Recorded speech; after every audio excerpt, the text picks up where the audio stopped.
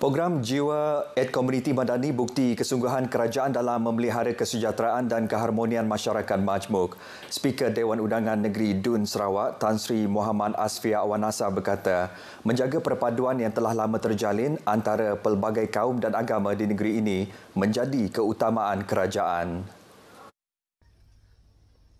Saya pernah jadi wakil di kawasan Rajang. Undi IBAN saya begitu besar sekali, 90% undi saya. Sebab saya dengan IBAN sama dengan Melayu.